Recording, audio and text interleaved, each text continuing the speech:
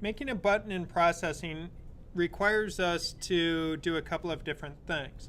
We have to construct the visual that will be the button, and then we're going to use our conditional statements, our if statements, to figure out, are we near the button? Is the mouse interacting with the button? In many ways, it's a version of, it's your first kind of real version of doing collision detection. Is my cursor intersecting or colliding with the area that I am now labeling or calling my button? So to see this run, this sketch will come up, and all it does is draw a rectangle in the middle of the screen. This rectangle is a button. It does nothing except have the visual effect of a button. So I roll over it, I get the little cursor hand, and I realize I forgot to put the roll off. That makes it go away, so now I'm stuck with the hand. But I get the rollover color, and if I press my mouse button down, you will see that it also has a down state. So I have an up state, an over state, and a down state. 3 states for my button. So that's a very common thing to have to construct. So building user interface elements is really a vital and necessary part of doing visual programming, because we can build an animation, we can build things that are moving, but usually we're going to need some type of user interface interactive elements that are clickable or draggable, that we can say, hey, now I want to go do something. So if we close this and get rid of it, if you notice, this code is not very long. There's not a lot going on here. A couple of things have changed a little bit stylistically from some of what we've done in the past. If you look at the variables as they are being defined in the beginning, you will notice that I specify the variable type, as we've done before. I specify the name of the variable, x, y, width, height, color up, color over, and color down. But I have not provided any values to them yet. I'm now assigning their value inside my setup function instead of assigning the value in the beginning. That's taking place for a couple of different reasons. One is it's moving us down the road of being able to make our code a little bit more flexible and portable, and following what would be a standard programming practice. You tell the computer, this is my variable, hold aside some memory for it. The variable type, integer, color, etc., tells the computer how much memory to reserve for that particular variable. That's why we type our variables. In languages where you don't type the variables, it reserves some memory, but it never knows how much it actually needs, and that can cause problems on large-scale projects. So here I say it's an integer, so it knows I need to reserve this many blocks of memory and set them aside for that object. Later on, I assign the value to it. Doing it this way is really a very standard practice that you will see if you go download other people's code. If you deal with larger scale projects, you initialize all your variables, but you don't give them values, and you do that during then what would be a setup or initialization function. That gives us a little more flexibility in terms of what we need to do. I'm using a pre-built variable that's part of the project, which is width spelled out in its entirety and height spelled out in its entirety. Those are two values that I have access to after I have declared the size of my project. Because if I were to go up under x here and say x is equal to width divided by 2 or something like that, that's going to give me an error message, or it's just going to not work or default to 0, because until I specify with my size statement, until I say how big is it, width doesn't actually have a value yet. So there is no value yet for width, so this is now a dead statement. So this way, by saying width divided by 2, that's the middle of my document. That's the middle of the screen. And then I'm further, because rectangles draw from their left top corner, I'm further offsetting that by half the width of this rectangle that I'm drawing. That's what W represents. So W represents the width of the rectangle. And it will be my rectangle button. H is going to represent the height of the rectangle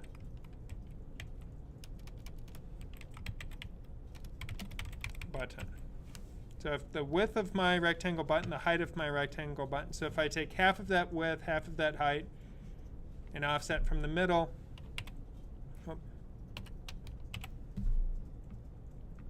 that now draws my rectangle exactly in the middle of my project, instead of drawing it starting at the middle of the screen. Because if we get rid of those,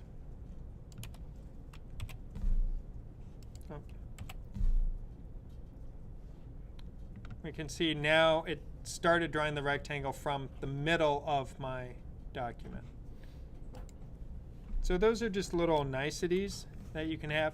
Now, instead of setting X and Y to the middle, if I wanted my object to be somewhere else, I would just hard code in those values. So if I wanted my button to appear in the top left, top right, I would just put in the correct coordinates, the correct X and Y of where I want it to appear. It's a good practice to declare a default background color. And now I'm using or creating 3 color variable objects. We haven't really looked at doing that before, but I can now create a variable for my color. And I like doing it that way, setting my colors, because if I'm specifying the colors inside my code, as my project gets more complex and I start going from 37 lines of code up to 200, 500, 1,000 lines of code, I don't want to be hunting through that code to find where that color is being specified. I would rather just assign a variable to it up at the beginning that is easy for me to work with. By specifying hand, that is telling processing that I want my cursor to switch from the pointer to the hand. But if we notice in the code that it doesn't ever revert from it. So once I roll over my button, it becomes the hand, and now it stays the hand. So now I'm stuck with that. So I realized when I first demonstrated here that I thought I was being so fancy that I had it go from the pointer to the hand, and I was all excited about that. I knew it was in there. But when I built the example, I forgot to check that it then reverted back. So I need to then modify inside my conditionals what is happening. So we will add that in very shortly to correct that mistake to make it happen. So first, back to the colors. So when defining a color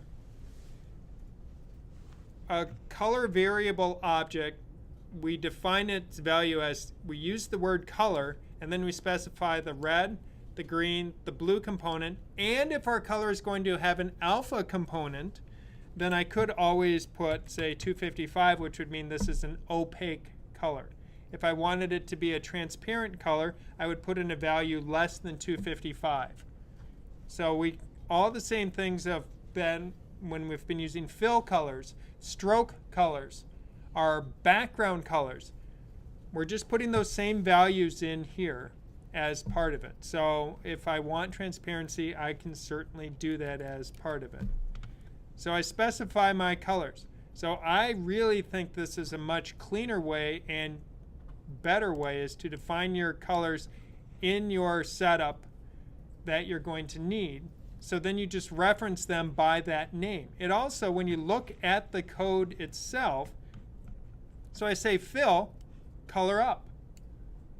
And if I have fill for all kinds of other different things, I could be saying, I could even have not just color up, but button color up, button color down, button color over. I could be very specific with my color naming, so then when I look at the code, it really makes sense as to what I'm doing. If I just look at the code and fill and it's got a bunch of numbers, unless I went and put a comment and said button up color, so if I did put comments in my code, that's great, but my variable names can start to kind of take the place of some comments. Because if your variable is named so descriptively, it's going to really make your life easier when you look at your code. So you don't just look through and you see a bunch of numbers. Fill, and there's 3 numbers or 4 numbers. Okay, now I have to figure out, well, what am I filling? Okay, what's that color going to be? That's a lot to think about when you're trying to actually deal with complex logic in your programming. So looking at line 27, we'll see in line 27 it says if the mouse x is greater than x and the mouse x is less than x plus w and the mouse y is greater than y and the mouse y is less than y plus h, and then take a breath. All that is saying is my cursor contained within the area of my project? So I'm going to run this so we can now see how those compare. So mouse x is the little point on my cursor. When the mouse x is greater than x, well, this box here was drawn at x comma y, and then width and height. So if we look at x is going to be the width of the screen minus half of the width of the object right there. So that is x and y. W is how wide this is. H is how tall it is. And that's all in relation to that top left corner of this box. So when the mouse x is greater than x, x being that point, so when the mouse x is greater than x, now it's greater, now it's less. Greater, less, greater, less. When the mouse y is greater than y, less than y, greater than y, less than y, greater than y. So we know that once we cross, and so we know that this qualifies as when mouse x is greater than x and mouse y is greater than y. This also fulfills that. But now I'm not on the box anymore. My mouse x and mouse y are greater than x and y. So we know that's true when I'm all the way over here. But we want to put it back in the box. So then we say, and when the x is less than when the mouse x is less than x plus the width of the object. And then the final one, when mouse y is less than y plus the height of the object. And that means the point of my cursor is now inside my button. So it's collision detection trying to narrow down a point that will be within this rectangle shape. Processing does not have a built-in hit test object or something like that that we would say get in Flash, because the objects, they're not really objects. All it is we say draw these pixels on screen, so we have to now do all of our detection based on where are the pixels in those objects, which makes it more like other languages. Flash just speeds up that process by having its built-in detection, but really this is all that's happening when you use hit test object in Flash. Are these two things kind of overlapping? That's all we're looking for. So when all 4 of those conditions are met, so I'm inside the box, my cursor is now overlapping the box, change the cursor to a hand. And going to not worry about changing the other colors yet. But what we could do to rectify the problem of once it becomes a hand, when I leave the box, it didn't resort back. So now I can say else. And so if I'm not inside that box, that means I'm not needing it to be a hand. So we can say cursor, whoop, wrong. Bad use of autocomplete. Cursor, and now I need to change it to one of the other default values for cursor. Now, if I don't remember those, which I don't, then I can go to the language reference and look through here and go find that it's under environment. I can go to cursor. And now if we look at that, we will see we have cross, we have hand, and here now it tells me the different kinds. The arrow is the default cursor. So I can switch it back to that. We could change it to weight so we get a real interesting shape just for fun. Say weight. Oh, and thank you for pointing out my typo there. I appreciate that. Let's build this.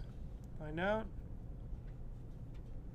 So when I'm not in it, I get weight. When I go over it, I get the hand.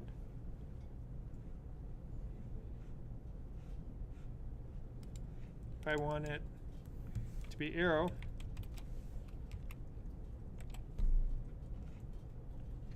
so I have the standard cursor, roll over it, I get the hand, back off, get the arrow. So I'm using my conditional statement. When all of these conditions are met, when all of those are true, change my cursor.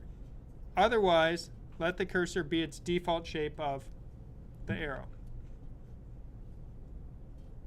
Now, the next part for changing the color, I'm now checking for when I have pressed the mouse. So if the mouse is pressed, when mouse pressed is true, change it to my rollover color. But if mouse pressed is not true, but I'm inside this, I want it to be my down color. Or, wait, oh, I have these flip-flopped. And no one called me on it before. So this is, when mouse pressed is true, this is down. Well, I'm demonstrating with all kinds of really bad code here. So when mouse pressed is true, and again, because that's a Boolean, I don't have to specifically say the double equal sign true. I find in the beginning it's useful. My own personal code, for Booleans, I never write the is true or is false or any of that. So when it's true, change the color to down, otherwise change the color to over. So that color changing only happens when my cursor is intersecting with this rectangle shape. Otherwise, we set the cursor to the arrow. So we have an if inside an if. And now, got the cursor changing, color changing, it's behaving. Now, by the same token that I'm changing the color to the button, if I want something else to happen when I press down on that button, I would be putting that here. My other stuff to do. So when I'm intersecting and when I'm pressing the mouse, that's when I need to do stuff. So I'm just going to draw a circle.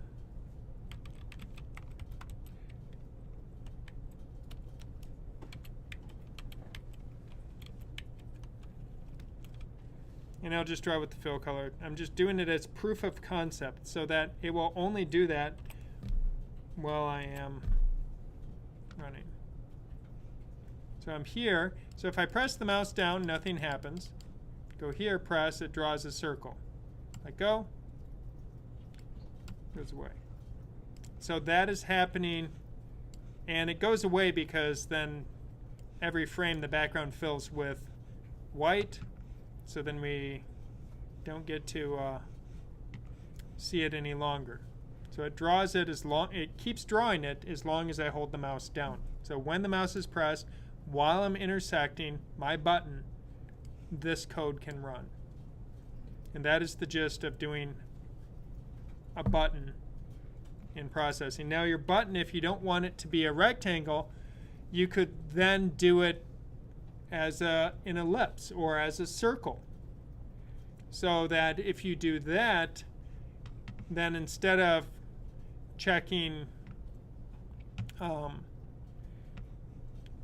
based on a rectangle, we can now check on is the distance of my mouse from the origin point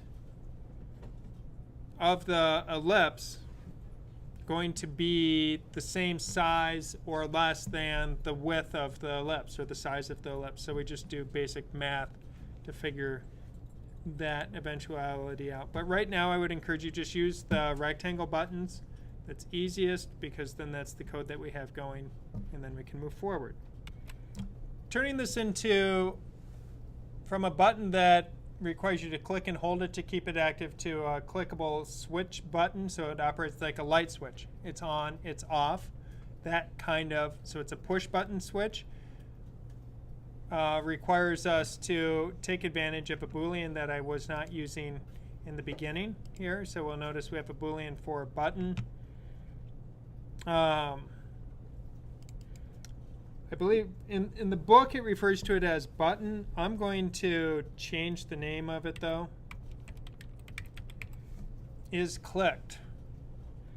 Because is the button, well actually though is clicked, that doesn't really, I don't know, it's like on or off. Now we'll just leave it as button. I'll follow, so then when you, well we don't want to change on and off because then we'd need two.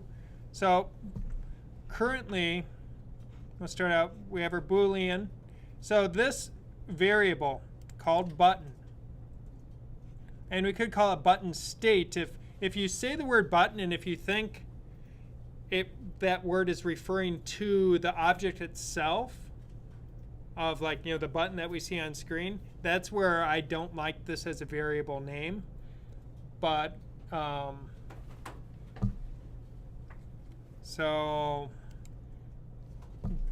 but to match the book, we'll leave it as is for now. I'm just going to say it's a variable name. I have slight reservations about it. Now, to define it,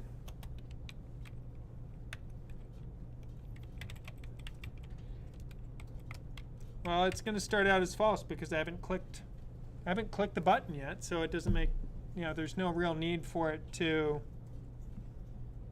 be there. We're also then, as part of this one, on switch buttons, you typically don't have a rollover effect. I mean, I guess we could, though. We'll leave the rollover and then down, and then it'll have to stay on its down color. Then we'll press again, and it'll switch back. So we can have our up state, and then it will change to the rollover, and then when we press down, it will stay on the down color. But the button will start at false. So what's really going to happen is a lot of the content here is going to move to a different conditional.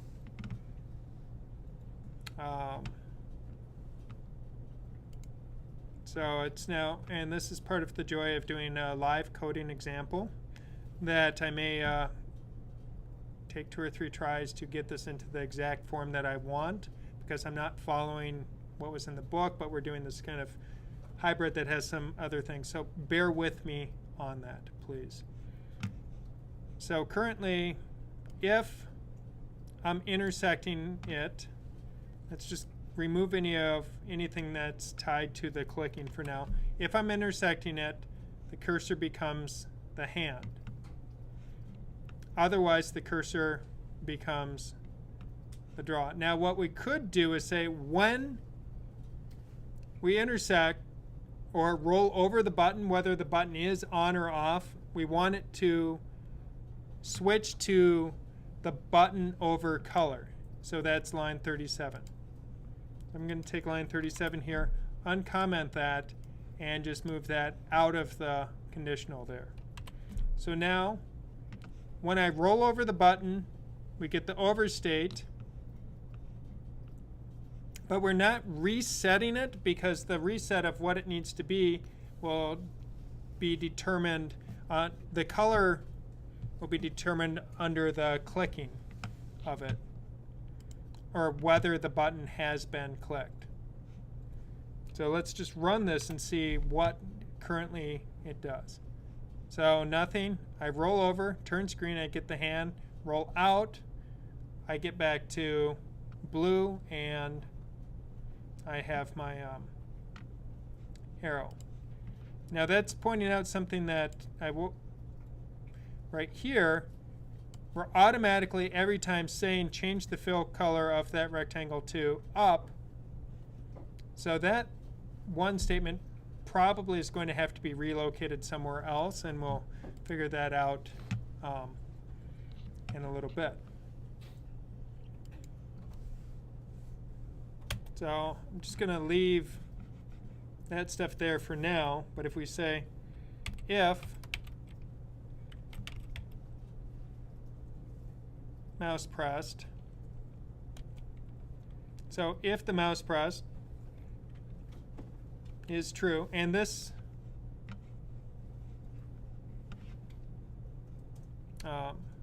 we're just going to make this happen here and then change it. So if mouse pressed is true,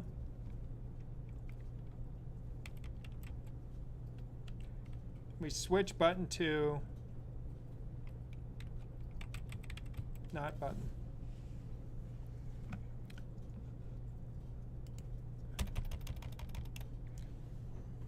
Line number 43 introduces an interesting opportunity to us. And that is when you have a Boolean value, you can set a Boolean value equal to its opposite. So if I press the mouse,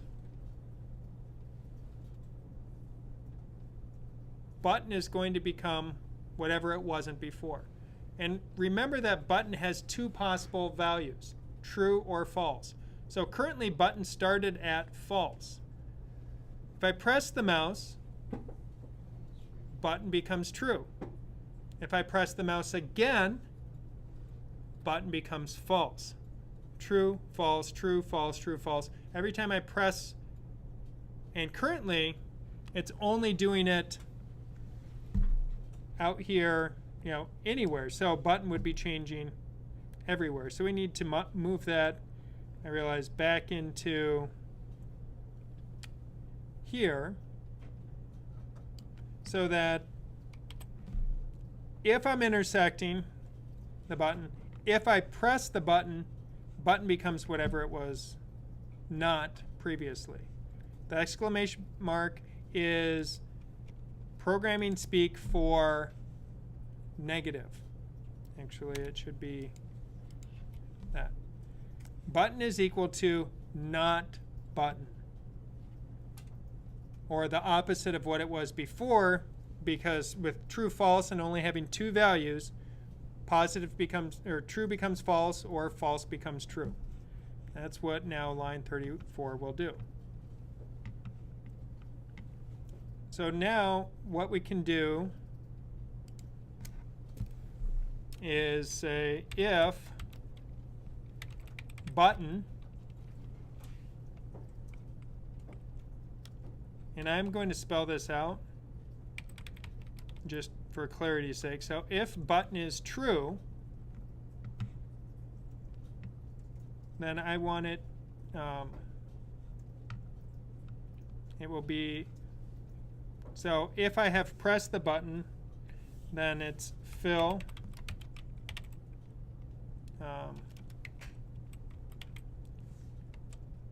I've depressed. I'm imagining this is an actual physical button. I push it and it sinks in, so it's now down.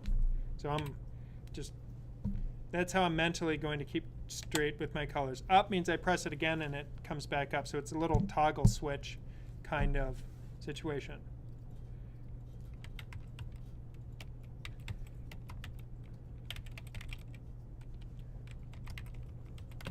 Otherwise, if button is false, fill is going to be color up.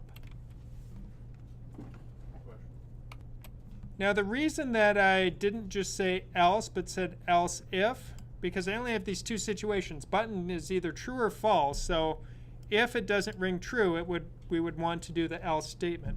And I specifically spelled this out just to hammer in the point that this first statement here says when button is true, do this.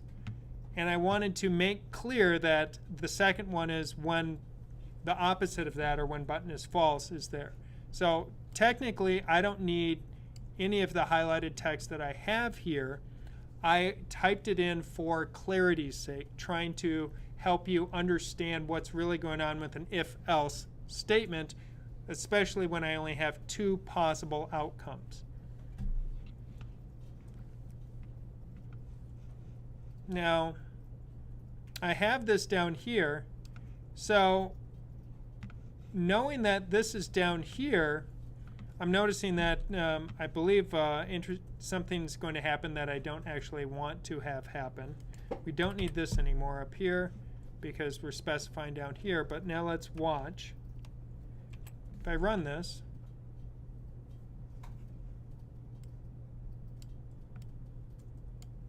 getting some real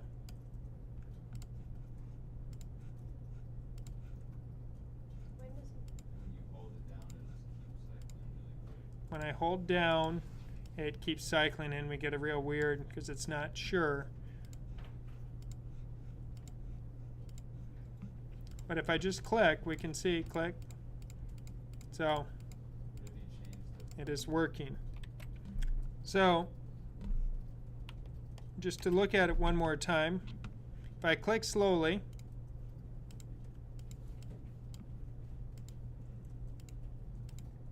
on, off, somewhat, kind of working. But I don't have any cool rollover effect, so we need to make that happen. But I specified my rollover color.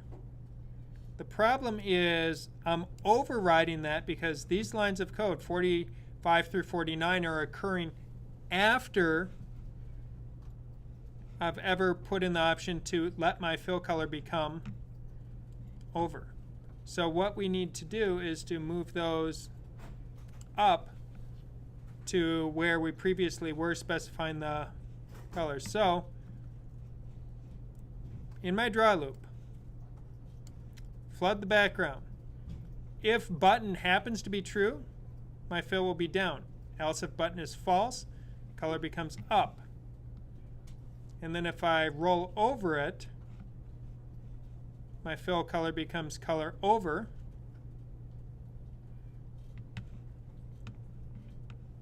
And I'm now realizing it's still going to be broken here, but it will now do, we will see all over.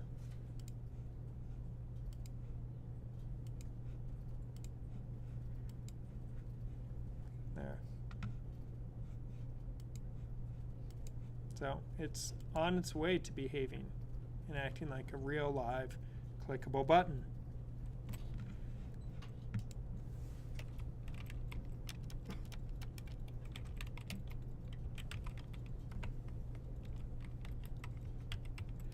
Now there is an actual function in processing called Mousepressed. So we can actually attach some of our logic to that. So I am going to grab and say, if I'm intersecting, don't need to do the hand here, don't need to do the color here, and I press the mouse, and now we don't need this if anymore. When I press the mouse, if I'm intersecting my button, button becomes not button. So all we do is just say, when I press it, so we don't tie it to every frame it's clicking. So this is where a switch button is going to be a little bit different than kind of a rollover part of my whole project button. So like in the previous example, I have to have my stuff occurring in the draw statement if I want it to be responding to while I'm pressing down on the button. So that is a requirement there. But when I'm doing a switch button, I don't want to be cycling through. I just want to know, okay, I have the rollover stuff in the draw because I roll over, change it to my rollover color, switch to the hand, roll off. I want it to go back to arrow. The button on button or not button is tied to I pressed the mouse button, but I only want to now check that not 60 times a second. I want to check it when that event occurs and just fire off that event only. So now, if button is true, my fill color is down, else if button is up, fill color is up. And now looks like this is where I will uncomment those lines. So now if I intersect, cursor becomes hand, do the rollover color, otherwise cursor is arrow.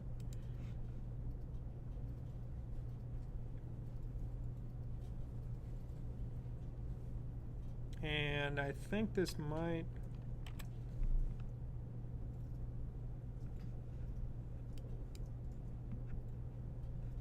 Alright, was red, now it's blue. So the rollover might be, it's hard to tell whether we've pressed it. But we can now see I got rid of the flicker and it's behaving correctly. If we get rid of and just keep the cursor change but not the color change, we can see I'm over it, I click, it becomes red. And now it's behaving like a clickable button. So I'm going to get rid of a bunch of code that we don't need anymore. Leave the over just in case you decide you want that down the road. Don't need this anymore. So now a clickable button, it is behaving, and I survived through a live coding sample. You can click again. Now, if you want other activities to be going on, they become similar to what is happening with the button. So if I want something to animate on screen only when the button is on, we could be doing that as part of, because right now just having a button that's clickable and changing but not actually doing anything is not a really useful kind of activity. We need to do something else or put more into it. So if I want something to happen while it's true, what we could do, I'm going to just animate a little ball across screen. So we'll have a speed of x.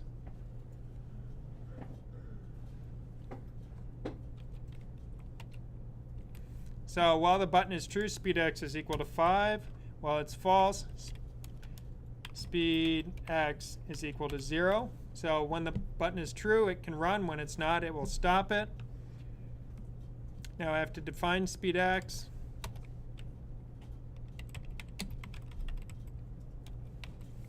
And then we'll define it down here. Now it will start out at, actually, it doesn't really matter whether I give it a value here or not, because the moment I hit this line of code, button starts out at false. Therefore, my speed x will be 0.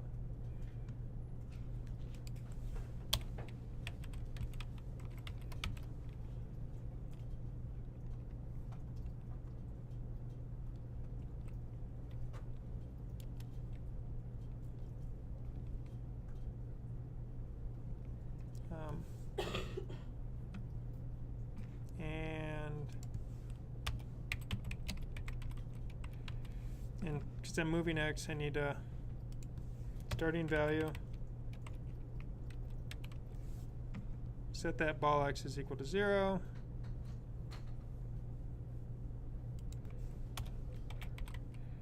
Ball x, speed x. So when speed x is 0, it's not going to add any more when it is greater than that. So we'll have ball x, and then we'll just do it at like 50. It's a tiny little thing. So we'll just have a little ball. It's going to be whatever the current fill color is. But now this ball's x is going to be increasing by speed. But only speed x will only be changing when the button is down. So if we run this, I'm here, there's my little blue ball up there. If I click, okay, let's slow that down a little bit so it doesn't run away from me quite so quickly. If I click, press again, it stops. Press, stop. Stop. Now I don't have anything that will take my speed X and invert it, or do, so if we incorporate some of what we learned doing the animation, because right now this is just going to animate off the screen and disappear, and that will be sad. We'll be crying because we lost our ball and some bully took it from the playground and went home with it, and we have to go home and cry and wish we had another one. So for now, if you build more into it, you have conditionals that say, hey, I hit the edge of the screen, I need to change all the same animation we did last week. You can incorporate into making this work. So when it's repetitive, the computer is happy about doing that. But you as a person, not so much fun. So here, this is 150 rectangles on screen, each 10 by 10 pixels in size. Yuck. I wouldn't want to draw that. Now, I can tell the computer to do it by utilizing what is referred to as a for loop. Now, this is cycling through and it's doing, I have a for loop inside a for loop, which we'll look at shortly. But what's really kind of fun, let's uncomment that. Now, make that happen, is now if I run it where I just stick random colors in, we'll see we get some really cool prettiness. It feels like it's one of those no commercial gone bad type deal. We can modify it again here. Ooh, nice. It's pretty. Oh, let's use that. Or let's see, I don't even remember what this one. Oh, I think this will just be a grayscale example where it just fills it with gray. I just started working on different relationships of colors, and this one only does it horizontally across. If I change that from C, if I change that to D, and then run it again, we'll see it now graded top to bottom instead. Oh no, it should. I'll have to change something else. Oh, never mind. It won't. It's still going to grade it across based on that one. I need to move it to a different location. But the color one is still my favorite because I think it's just pretty. The psychedelic changing colors are fun where it keeps doing random colors, but it's kind of neat when you get the full rainbow or spectrum of colors occurring here. And that came through experimentation of I'm just creating different fill colors as we cycle through these loops. So we're going to come back to this one in a little bit. Also going to show that we can even go through with these and build animations into it. Ooh, I haven't tried it with the... Well, we'll do it with that color first. So with the rainbow, and now we can actually animate, and if we let this run long enough, we'll see that it's starting to go through that whole spectrum. Eventually, we run out of colors, and then breaks, and then starts over. So we can now take this and apply what we've done with animations and build that back into it, and that's all good. But now we're going to make a new version of this.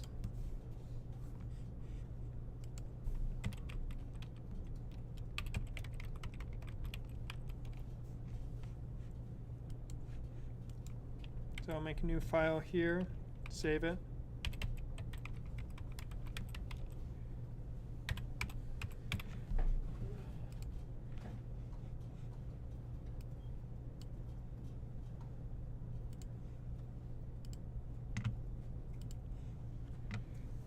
Now, making a for statement, now we can put this in setup, we can put it in draw, we can go all of that, but if I just want to stick some stuff on screen, I'm not going to animate, I don't really need to use setup and draw, I can just write the lines of code like we did on day one.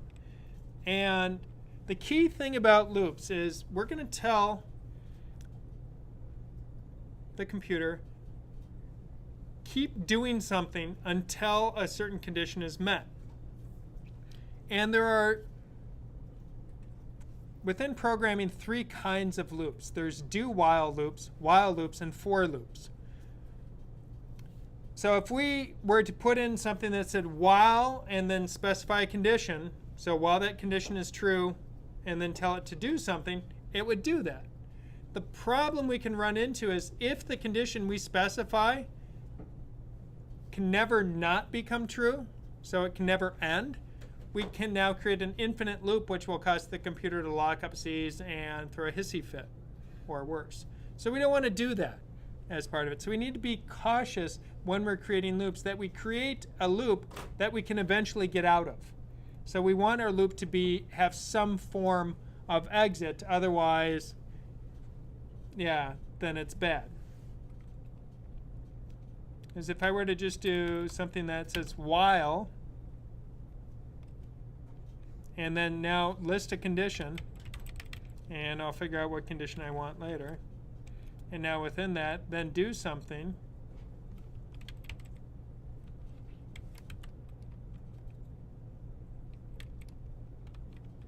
So if I create a condition that can never become untrue,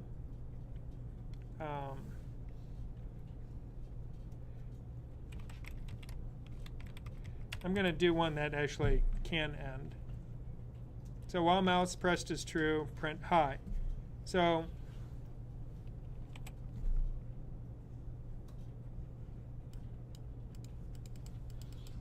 and then I forgot we're not going to, we don't get the same console out. I forgot when we're in Sublime. So we could need something else to occur. But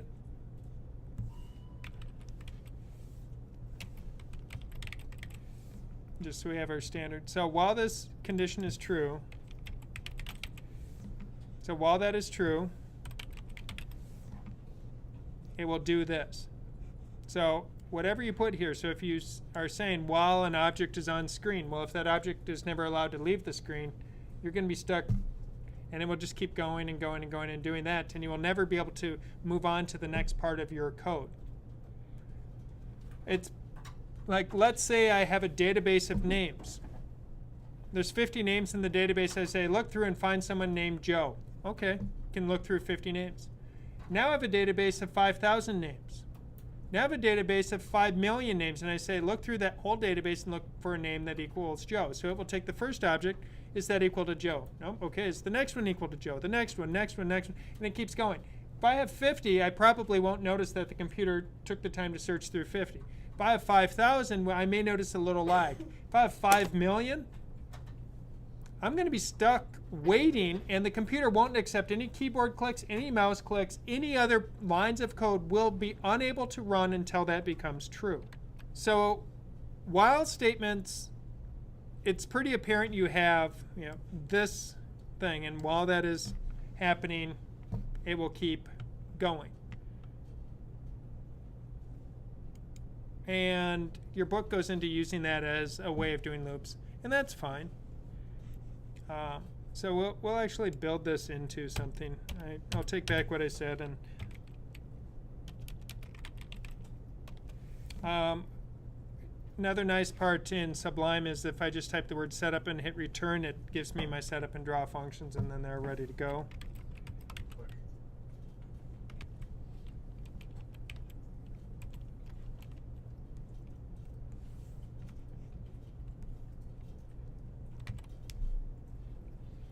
So we'll come back to the while loop, but the for loop. So the for loop syntax, and I'm just going to let the autocomplete help me here so we can see what's going on. Now, if we look at this, it says for, and then in parentheses we say int I equals 0, I is less than some length of something or some condition. I'm going to replace that with condition, and then I++. So is that like specifying a variable and then like So this is very exactly, I say, I is a variable I'm going to use while I iterate or go through this loop. I being less than how many times I want to go through the loop. Currently, I'm starting my loop at 0. So if I say 10, that means I start counting at 0, 1, 2, 3, 4, 5, 6, 7, 8, 9. And then once I becomes 10, I is no longer less than 10, and it will exit this loop. Now, I++, that says each time I go through this loop, let I become one more than what it was previously. If I use ++ or minus, that says increment or decrement by 1. So I++ is the same as saying I is equal to I plus 1 or I plus equals 1. But when we're doing loops, we typically will iterate through just incrementing I by a single 1 value. So while I have done this, now I could do something like line. So I'm going to just draw a series of lines here across the screen. And we know that if I want my first line, we will start, if I do vertical lines, my x value will be I times, and I'm going to just multiply it by 10. My y value will be 0 starting, and then I will say I times 10 for the end point of my line, and my ending value will be 300, or the height of the screen. So this loop here is going to run, and it's going to now draw a line that starts out at initially 0 times 10 is 0. So my first value is going to be line 0, 0, 0, 300. Next value, line, will be I is now equal to 1 the second time through the loop. So 1 times 10 will be 10, then 0, 10, 300, etc. So if I run this,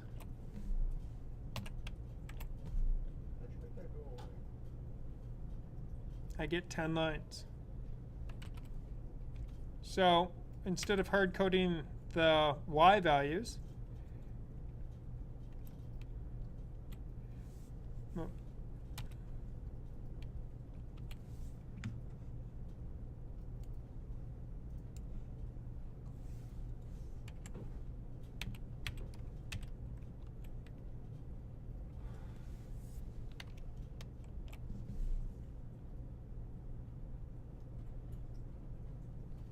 so now I have 10 lines, and they're progressively getting shorter.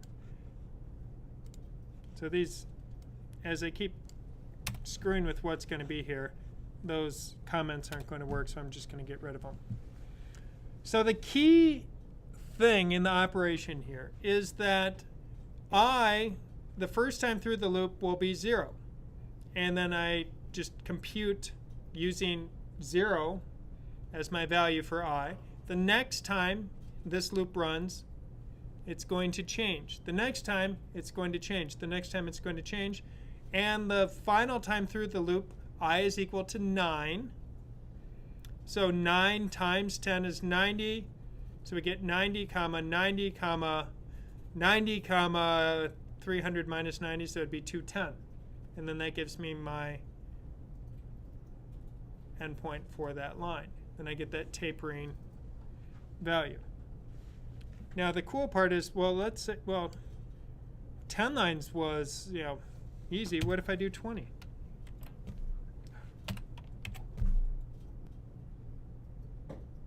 And there's 20 lines. So now if I want to draw 50 lines. So remembering on your projects where you were drawing the same thing over and over and over and over, what you'll see is by using a loop, you can simplify that repetitive, annoying task of having to, I want to draw 50 snowballs on screen. Well, that's 50 ellipses. Wow, if I used a for loop, I could draw a whole series of circles on screen. So we can see a whole series of circles. And I'm just going to turn off the speed so it parks on that one. And we'll see a whole series of circles. These circles are now drawn so that they're touching each other and then changing color. A whole series of squares that are occurring on screen. So we have a series of squares. Now they keep changing their color every frame, thus giving us the very dramatic television noise kind of operation. So I'm looping through a for loop, which allows me to do something very competitive or repetitive.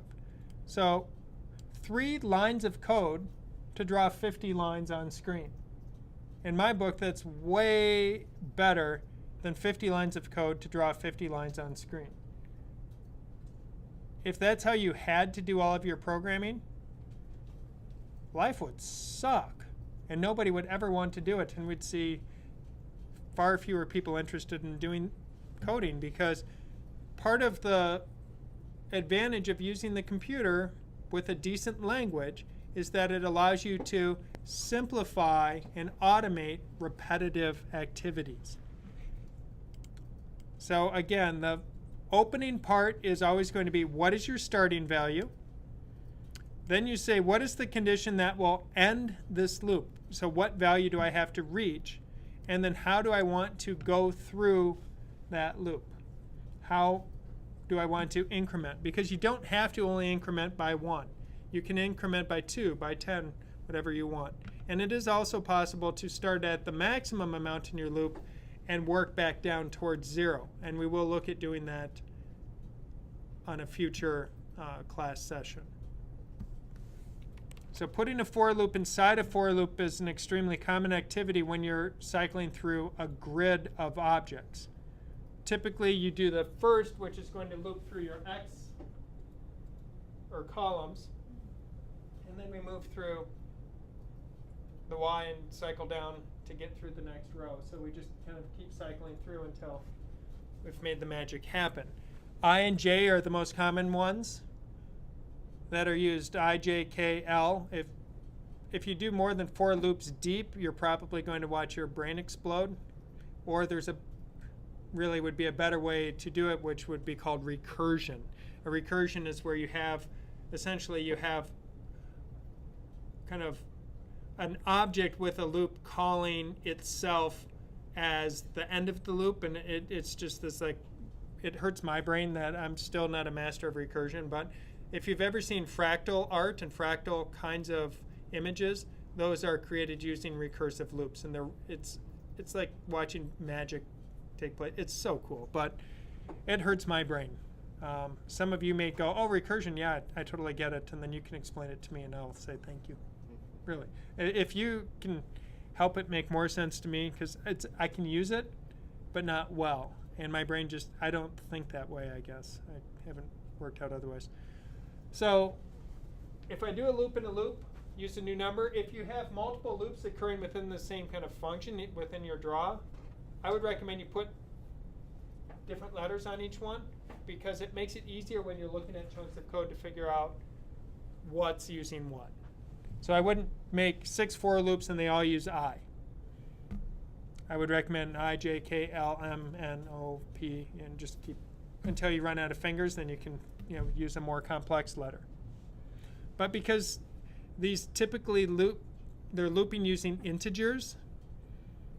I'm guessing that's why it's always begun with I. That's convention as part of it. All right. Other questions?